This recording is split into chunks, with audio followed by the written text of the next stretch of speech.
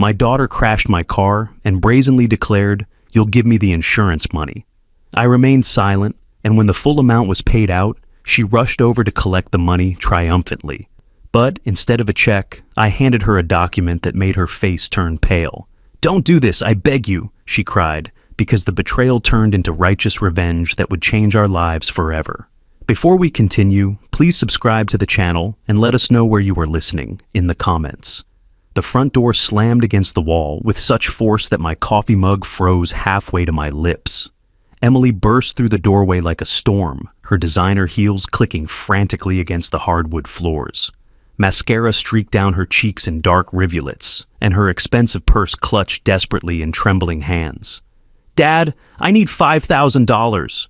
Her voice cracked with desperation. "Without this money, I simply won't survive." The stack of medical bills scattered across my kitchen table seemed to mock her words. The top one, clearly visible, showed $847.92 in bold red letters. Another reminder of Sarah's final months. I set down my mug carefully, watching the coffee ripple from Emily's dramatic entrance.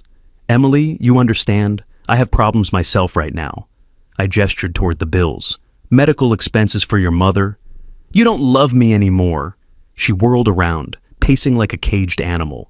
"You always find excuses, always some reason why you can't help your own daughter." Her accusations hit harder than intended. The worn cardigan I'd been wearing since morning suddenly felt heavier, the coffee stain from breakfast more pronounced. On the mantel, our family photo from happier times watched this destruction. Sarah's gentle smile, a stark contrast to the chaos filling our living room. "This isn't about love, Emily." My voice remained steady despite the turmoil inside. "It's about reality, about responsibilities." She stopped pacing abruptly, spinning to face me. "Responsibilities? What about your responsibility to me? I'm drowning here, Dad. Rent, car repairs, everything's falling apart." The vulnerability in her voice almost broke my resolve. Every instinct screamed to protect her, to write the check and solve her problems like I'd done countless times before. But the medical bills served as cold reminders. My own financial stability hung by threads.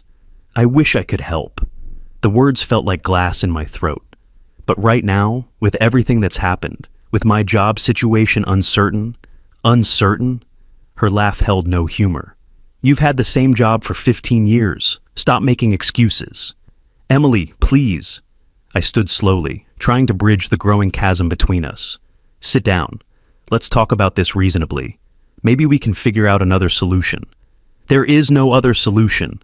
She grabbed her purse, clutching it like a lifeline. "You're supposed to be my father. You're supposed to care about what happens to me." The accusation hung between us like a physical wall. Watching my daughter's face contort with anger and disappointment, I felt the familiar weight of being the parent who had to say no, even when every fiber of my being wanted to protect her from whatever crisis she'd created. "This is unfair, and you know it." My voice came out quieter than intended. "But I can't do anything right now." Emily's expression shifted from desperation to something colder, more calculating.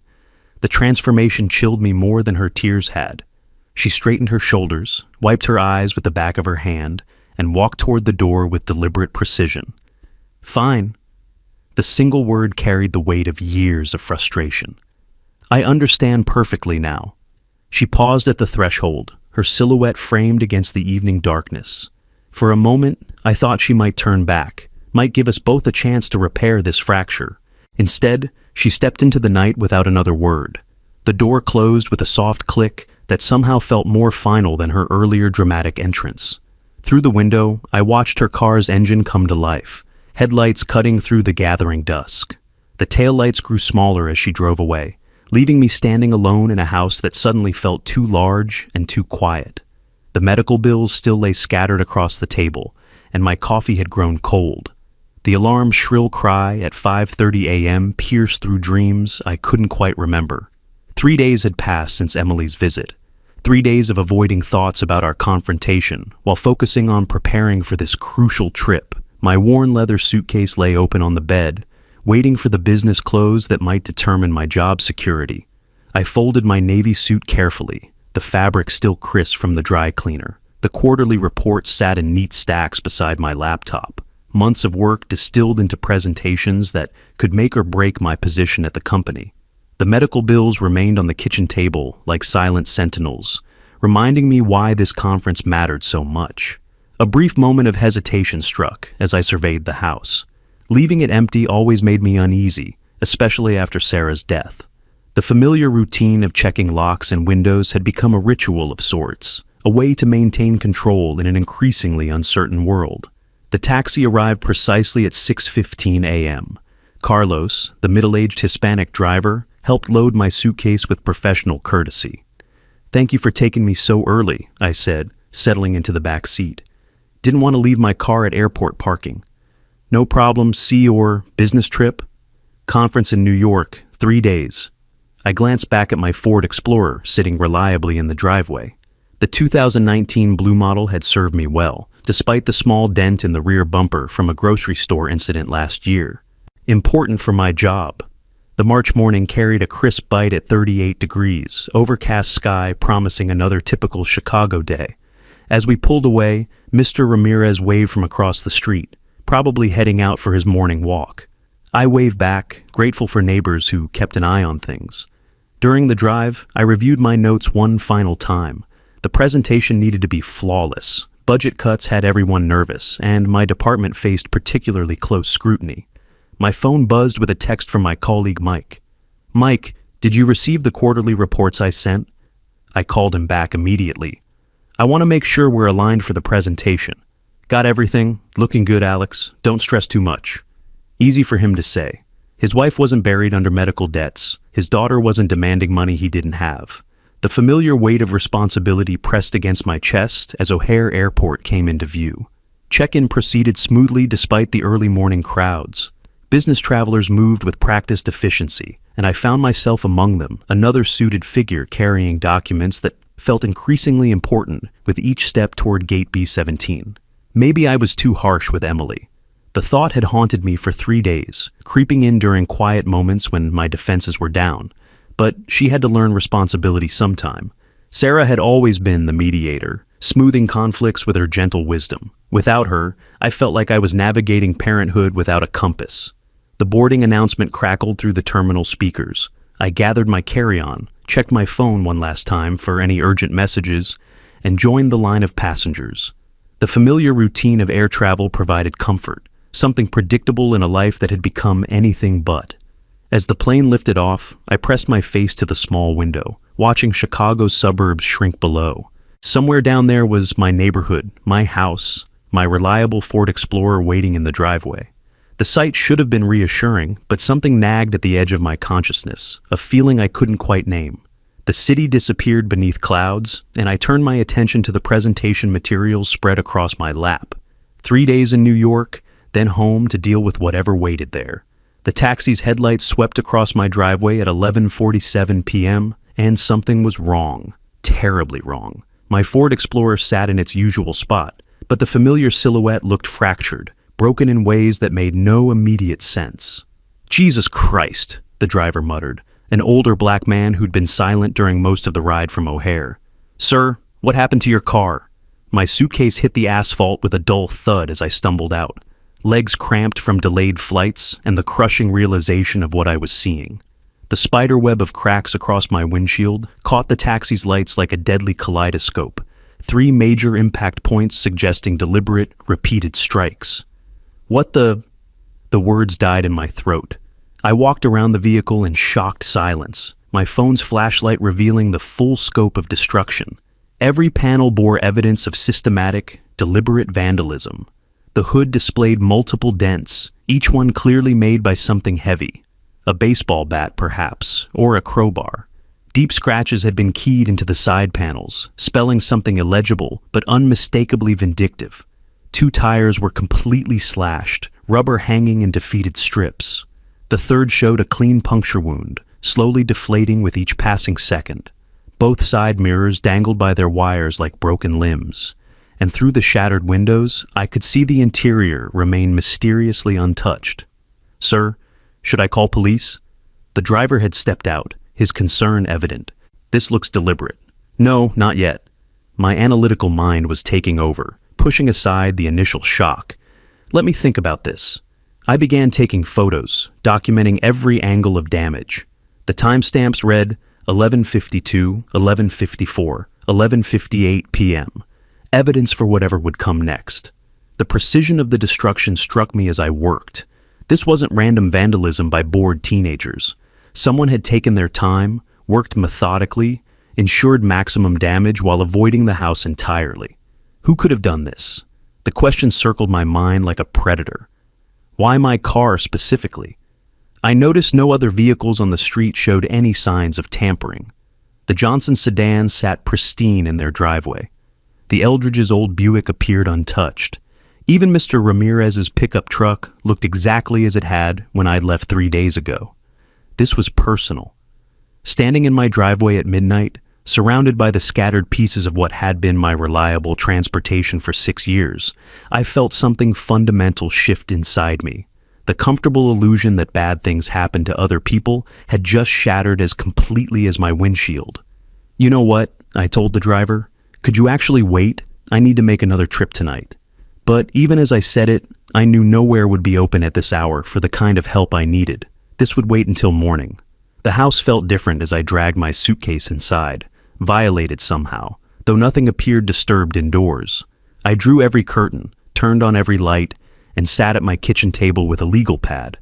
The medical bills looked smaller now, overshadowed by this new crisis. Insurance would cover most of the car damage, assuming I could prove it wasn't my fault. But that wasn't really the point anymore. Someone had known I would be away. Someone had used that knowledge to destroy my property with careful precision. Someone wanted to send me a message written in broken glass and slashed rubber. The question was who, and more importantly, why? I began making a list of people to question tomorrow, starting with the neighbors. Surely someone had seen something, heard something. Vandalism. This extensive couldn't happen in complete silence. The methodical destruction would have taken time, created noise. Someone knew something. As I wrote names in careful columns, organizing my approach like the business presentation I'd just completed, one thought kept returning. The timing was too perfect to be coincidence. Someone had known exactly when I'd be gone. The pen felt heavy in my hand as I added one more name to the list, one I hoped I wouldn't need to investigate. Coffee steam rose from my mug as I spread the printed photos across the kitchen table, each image a stark reminder of Wednesday night's destruction. The manila folder lay open beside my composition notebook, black cover, clean pages waiting for whatever truth I might uncover. At 9:30 a.m. on this crisp Friday morning, the methodical engineer in me had taken control. I'd spent yesterday processing the shock. Today was about facts. The first house belonged to Tom and Linda Johnson, their brick ranch sitting directly across from mine. Tom answered the door in weekend clothes, concern creasing his weathered face when he saw the photos. "Sorry to bother you, but did you see anything unusual Wednesday night? We just got back from the lake house yesterday." He studied the images with genuine sympathy. "This is terrible, Alex. Really sorry to hear about your car."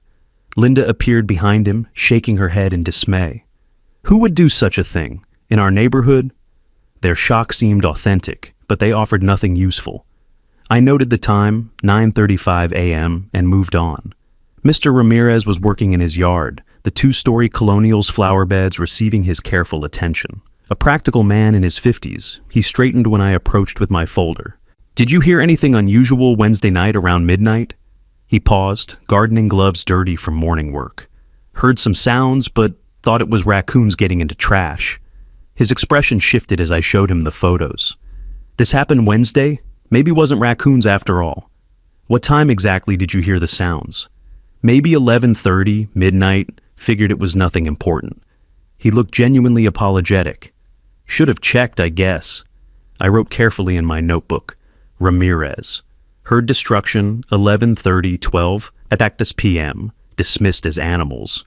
The timing aligned perfectly with when someone had systematically destroyed my Ford Explorer. The Eldridge house, a small craftsman style, required more patience. Mrs. Eldridge answered slowly, her husband visible in the background, adjusting his hearing aids. "Everything was quiet when we went to bed at 10, she said, after examining the photos with obvious distress. "We sleep pretty soundly these days, though. Medicine, you know." Her husband called from his chair. "What's he showing you, Martha?"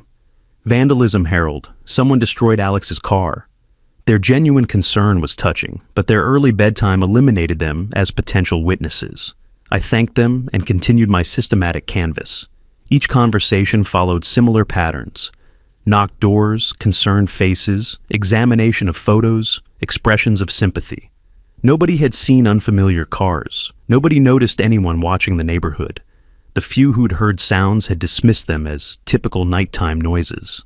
Walking back down the familiar sidewalk where I'd lived for 15 years, I realized that whoever had destroyed my car knew not just my address, but my habits, my travel schedule, and possibly even my relationship with these neighbors who barely knew my name. The destroyed Ford Explorer sat in my driveway like an accusation. Looking at it now, with Mr. Ramirez's timing fresh in my mind, I noticed something I'd missed before. The positioning of the damage suggested someone who'd worked methodically, starting with the windshield and moving clockwise around the vehicle. This wasn't random rage, it was calculated destruction. My phone felt heavy in my hand as I scrolled to the Allstate number. Time to see what insurance could tell me about putting my life back together. The Allstate customer service representative sounded professionally sympathetic as I explained the situation. My organized paperwork spread across the kitchen table like evidence in a court case. Policy documents, printed photos, and my investigation notes from yesterday's neighborhood canvass created a methodical display that would have impressed my engineering colleagues. "I want to report an act of vandalism on my vehicle," I began, reading from my policy number. "I'm sorry to hear that, Mr. Green. Let me get some information and schedule an assessor for you." The process moved efficiently. Case number 2024-789456. Assessment scheduled for this afternoon. A list of required documentation that I'd already prepared. Within 20 minutes, I had a plan of action and a professional coming to evaluate the damage. Mike Thornton arrived at 1:30 p.m. in a white Allstate van, equipped with assessment tools and a tablet for electronic reporting. A man in his early 40s with salt and pepper hair, he moved with the confidence of someone who had examined thousands of damaged vehicles. "Mr. Green, I'm Mike Thornton from Allstate."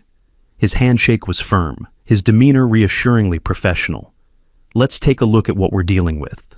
The systematic examination that followed impressed me with its thoroughness. Mike documented every scratch, dent, and broken piece of glass using a digital camera with measurement scales.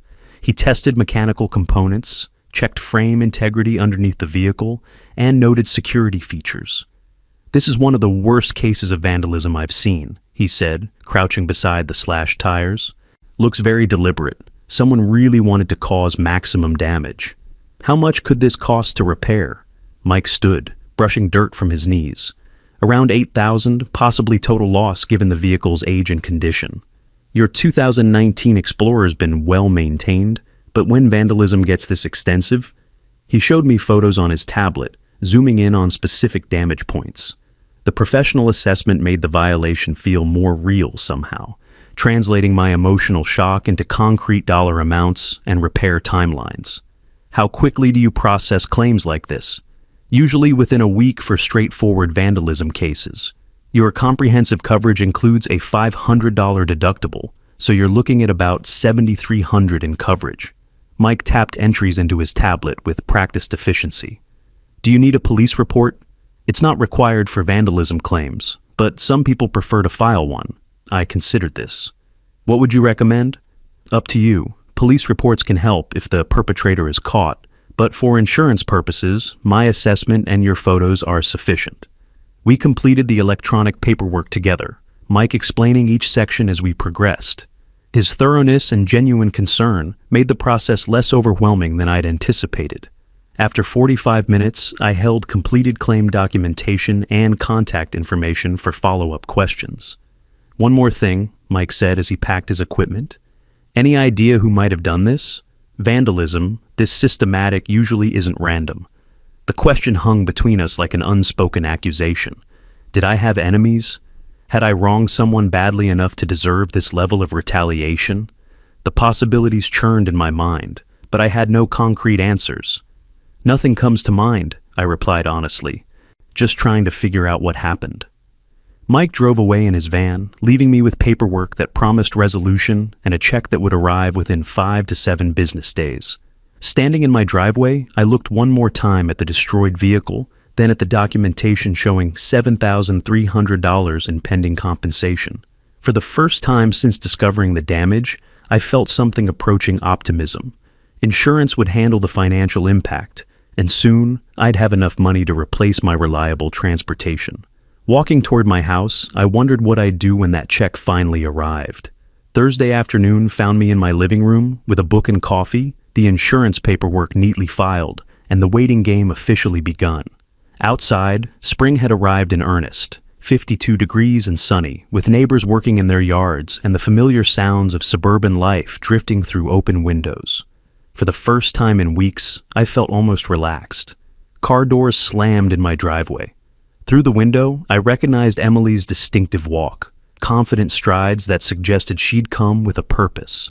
No desperate pounding this time, no mascara streaks or trembling hands. This Emily looked composed, determined, almost triumphant. Emily, what a surprise. I opened the door with genuine pleasure, despite our recent tension. Come in, sweetheart. She entered without the dramatic flair from her last visit, her expensive purse slung casually over one shoulder, designer jeans and fitted jacket, suggesting money spent somewhere other than on rent payments. Hi, Dad. We need to talk. Something in her tone made me pause. Not the desperation from weeks ago, but a cool confidence that seemed oddly misplaced given our financial discussion. I gestured toward the living room, where family photos watched from the mantel, and my insurance paperwork still lay visible on the coffee table. She settled onto the sofa with calculated ease while I returned to my armchair, my phone resting within easy reach on the side table. The afternoon light streaming through windows should have made this feel like a pleasant family visit, but tension crackled beneath Emily's composed surface. I know about the insurance claim, she began without preamble, for your car. Word travels fast in insurance circles. I attempted lightness, though her directness puzzled me. Emily's smile held no warmth. It was me, Dad. I destroyed your car. The words hit like physical blows. Coffee mug frozen halfway to my lips. I stared at my daughter, the child I'd raised, educated, supported through every crisis, and felt the world tilt sideways. What? Emily? How could you possibly? You wouldn't give me the money, so I decided insurance would. Her matter-of-fact tone made the confession even more shocking. Worked out perfectly, really. You get your car replaced, and now you have the cash I needed originally. My phone was already in my hand, muscle memory from years of business calls. A casual swipe activated the recording app, legal in Illinois with single-party consent, and something told me I'd need evidence of this conversation. You deliberately destroyed my property while I was traveling? Wednesday night, around 11:30? Took longer than expected. Those windshields are tougher than they look. She examined her manicured nails with disturbing nonchalance. But I got the job done. This is a crime. Do you understand what you've done? Emily's laugh carried no humor. Drama much, Dad? You have insurance. No one really gets hurt. Your precious Ford Explorer was ancient anyway. Now you'll get something newer with the payout. Sitting across from the child I had raised, I felt something fundamental break inside me. This wasn't the desperate daughter from our kitchen confrontation. This was a stranger wearing Emily's face, displaying a calculated coldness that made my blood freeze. I needed that money more than you needed that old car, she continued. Besides, you're being dramatic. Just give me the check when it comes, and we'll call it even. Call it even! My voice barely controlled the rage building inside. You committed vandalism. You destroyed thousands of dollars worth of property. Property you'll replace with insurance money. She leaned forward with predatory focus. Money you're going to share with your daughter, who's drowning in debt while you hoard cash like some miser. This isn't just about money. This is about trust, about family. I raised you better than this. You raised me to believe family helps family. When you refused, I found another way. Her shrug dismissed years of moral teaching, family values, basic human decency. Now you'll get the insurance money, and you're giving it to me. Simple solution. The casual entitlement in her voice, the complete absence of remorse, the calculating way she'd planned and executed this violation, everything crystallized into perfect, horrible clarity. My own daughter had deliberately betrayed me, then arrived to demand payment for her crime. Emily stood abruptly, apparently finished with explanations. I'll call you next week to arrange pickup. Cash would be easiest. She moved toward the door with the same confident stride that had brought her in, leaving me stunned in my chair with family photos bearing silent witness to the destruction of everything I'd believed about my child. The door slammed with finality. Her car engine started, tires crunched on gravel, and silence returned to my violated home. I remained motionless, phone still recording, staring at the family pictures that now felt like monuments to a dead past. Friday evening found me in my study, door closed against the world. Emily's recorded confession playing one final time through my phone's speaker. Her voice carried the same casual confidence that had shocked me 3 days ago, each word a fresh reminder of how completely I'd failed as a father. The family photo albums lay scattered across my desk, like evidence in a courtroom. University of Illinois graduation, Emily in cap and gown, Sarah and I beaming with pride. First apartment keys, Emily laughing as I carried boxes up 3 flights of stairs. 28 years of memories, and now this. I opened my laptop and began calculating. University tuition, $52,000 over 4 years. Car down payment and co-signed loan, $8,500. Security deposits for various apartments, $3,200. Emergency loans that were never repaid, $7,400. The numbers accumulated like compound interest on my naivety. Total investment in Emily's future, $71,100. Return on investment, systematic destruction of my property and demands for more money. Sarah's reading chair sat empty in the corner, still positioned where she'd spent countless evenings before her illness. I could almost hear her voice during one of our late-night discussions about Emily's spending habits. Love sometimes means saying no, Alex. We're not helping her by making everything easy. I disagreed then, believing parental love meant protection from consequences. Now, staring at financial documents that chronicled years of enabling, I finally understood my wife's warning hadn't been criticism of Emily, but protection of her character.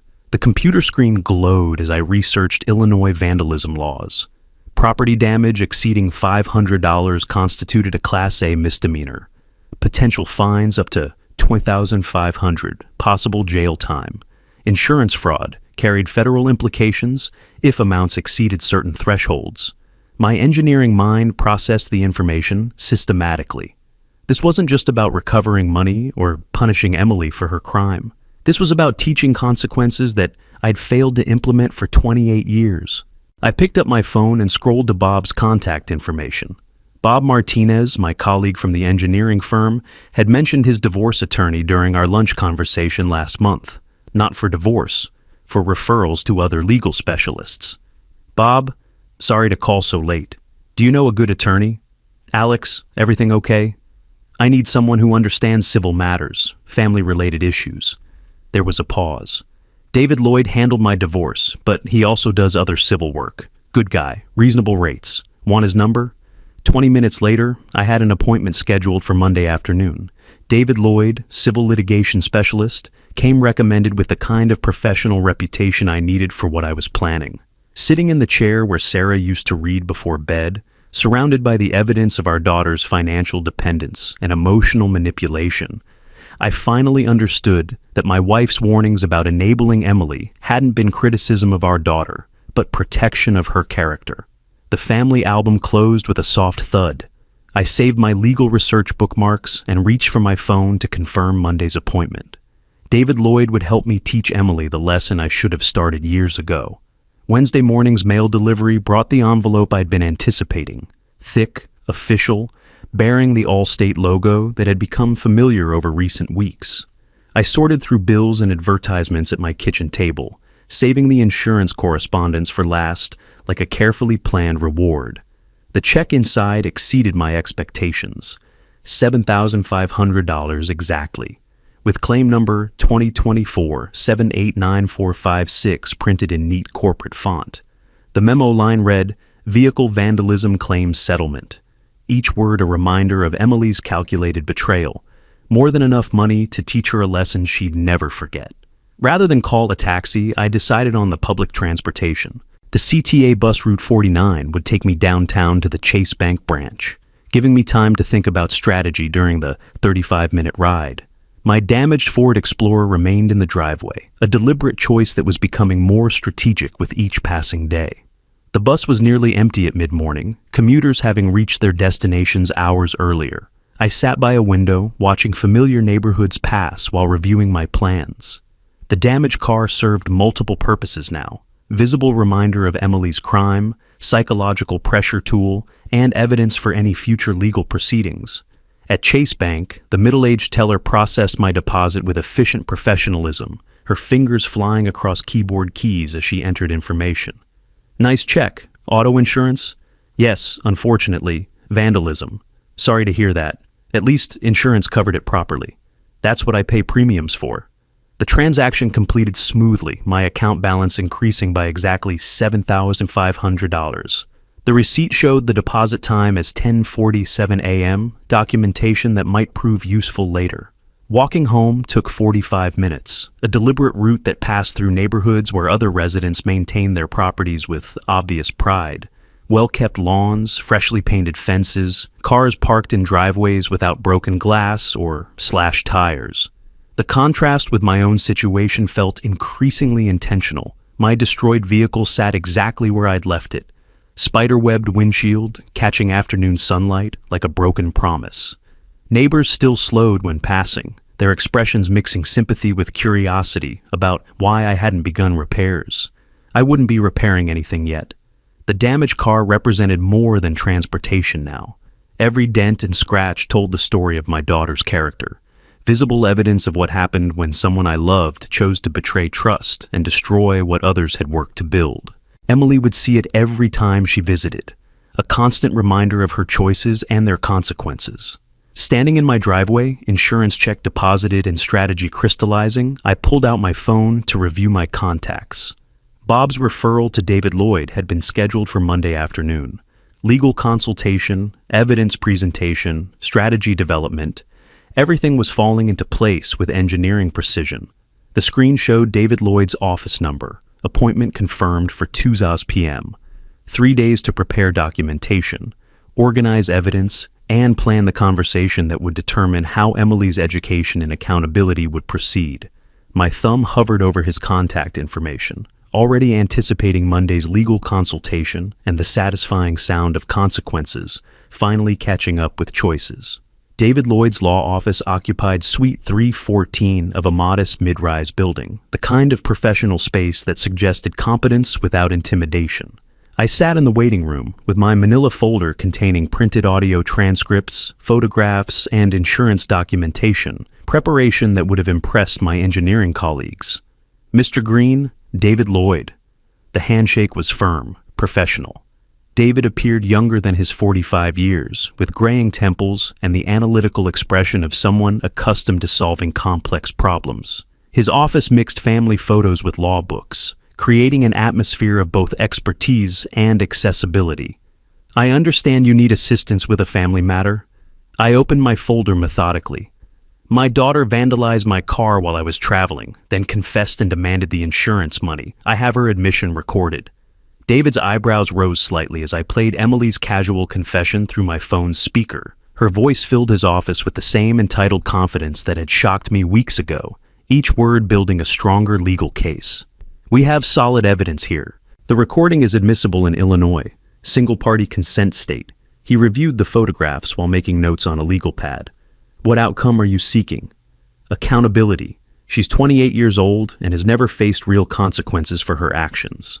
Civil lawsuit for property damage, emotional distress, potential fraud attempt. We could pursue $10,000 in damages plus court costs.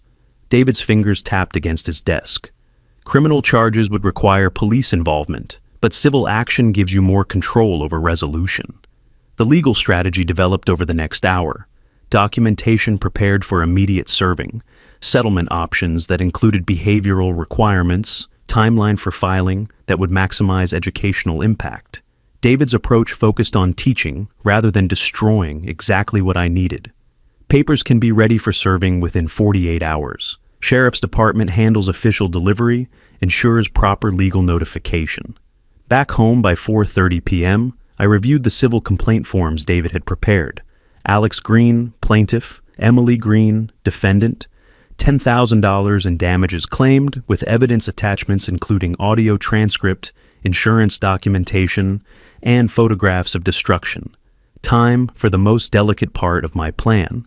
Emily answered on the second ring, her voice carrying the same expectant tone I remembered from childhood when she wanted something special. "Dad, please tell me you have good news about the insurance." "Emily, the check came through. We should talk." "Finally! How much did they give you?" "I've been thinking about what you said during your last visit. Maybe we can work something out." The lies flowed easily, necessary deception for a greater educational purpose. "Why don't you come by Thursday afternoon? We'll discuss the money properly." "Thursday works perfectly. What time?" 2 o'clock. Come hungry. I'll make lunch." Her enthusiasm practically bubbled through the phone connection. "This is going to fix everything, Dad. You'll see how much this helps me get back on track. I'm sure it will teach you exactly what you need to learn." After hanging up, I sat at my desk with the completed lawsuit paperwork spread before me like battle plans. Emily had no idea what awaited her Thursday afternoon. No concept that actions carried consequences beyond her immediate needs and desires.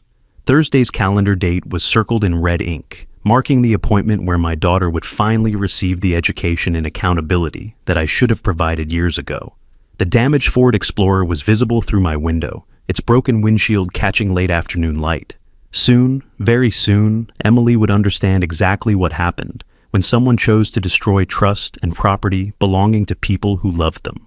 Thursday afternoon at 3:15 p.m. found me positioned at my living room window, watching Emily's car pull into the driveway with the confident speed of someone expecting good news. 3 days had passed since our phone conversation. 3 days I'd spent checking and rechecking the legal documents David Lloyd had prepared with meticulous care. The manila envelope sat on my side table, sealed and waiting like a perfectly timed explosive device.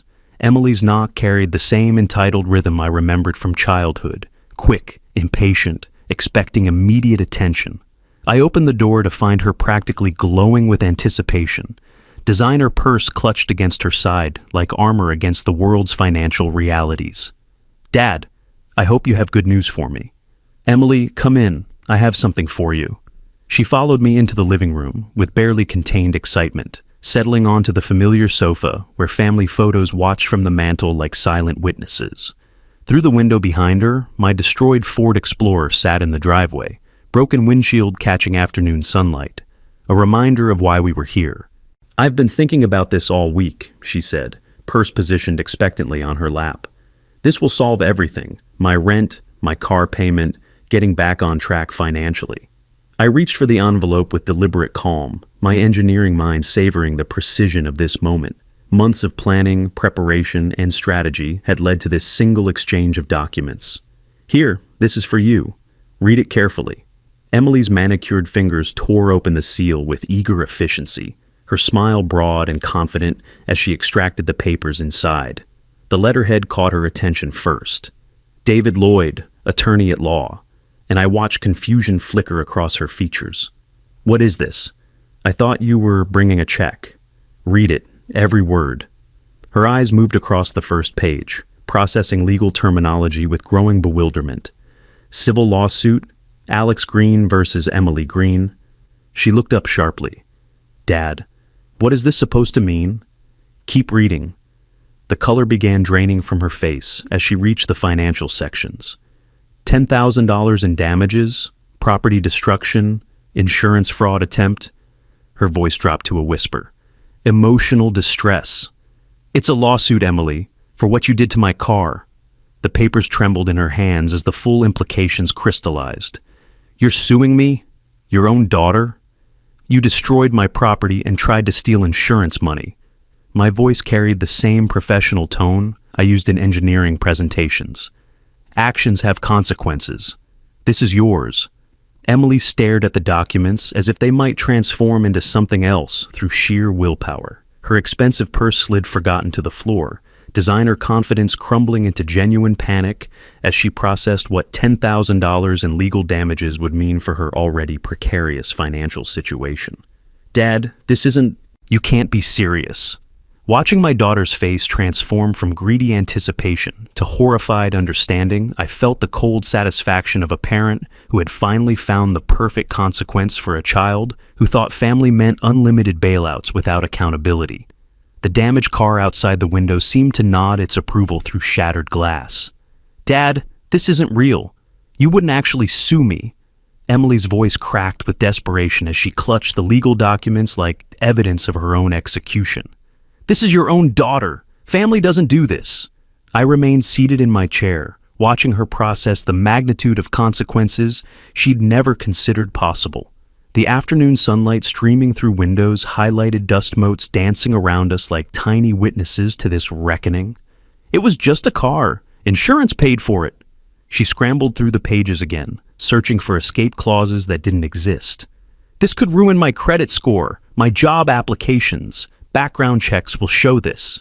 Yes, they will. The simple confirmation hit her like a physical blow. Emily's designer composure finally shattered completely, and she slumped forward on the sofa, expensive clothing suddenly disheveled, mascara beginning to streak as reality crushed her entitled worldview. "Do you understand what this means for my future?" Her voice rose to near hysteria. "I could face criminal charges too, couldn't I?